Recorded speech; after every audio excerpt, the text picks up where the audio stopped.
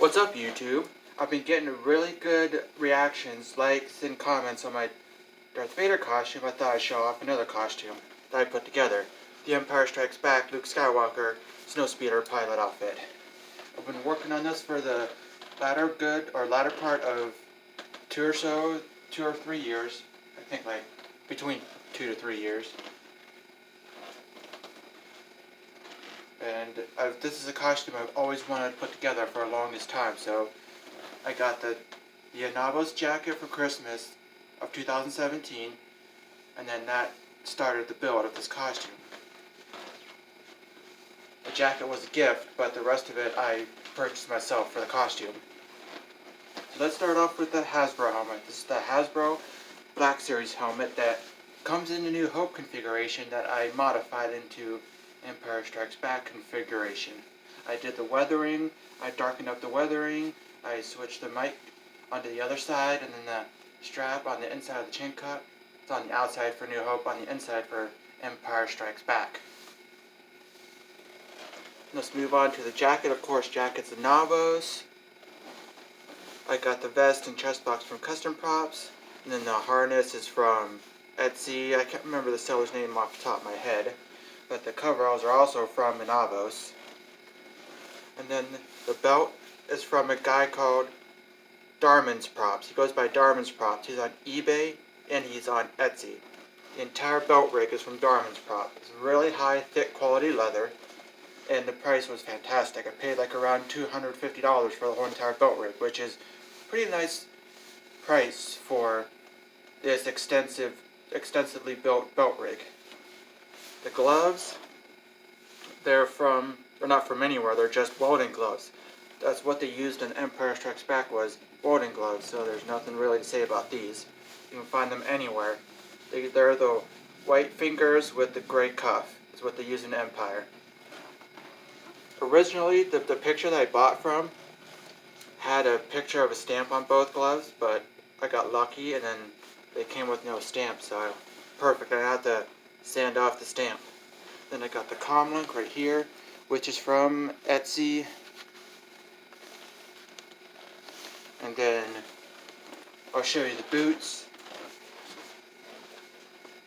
These boots are the cheap Chinese cosplay boots, so there's nothing special there.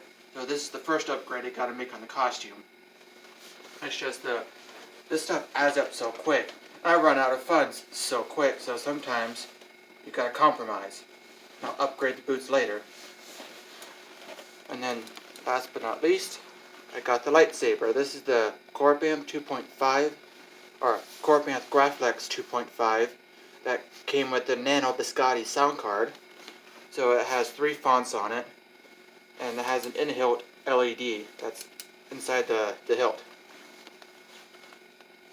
And then the weathering. I weathered the entire costume myself. The jacket, the vest, and the coveralls, and of course the helmet are weathered by me. Probably really can't see the weathering on camera because that's what cameras tend to do, wash out details. And that's why props in person are extremely overdone, and then when you see them on camera they look just right because the camera washes everything out. So just turning to see if you can, I don't know if you can see the weathering, but here's a look at it anyway. But the helmet, I think Hasbro did a fantastic job on the helmet. It is a 1-to-1 adult size helmet, even though they're a toy company marketing the helmet for kids. It's still an adult sized helmet. The only problem I found with the helmet is the width of the mohawk, which is about 1/4 of an inch, not wide enough by 1/4 of an inch. I think that's just done so the helmet doesn't look massive on kids. I should say kids, because the helmet did look massive on Mark Hamill while filming the movies. So I think they did that on purpose so the helmet doesn't look massive on average size head, which they are the kids.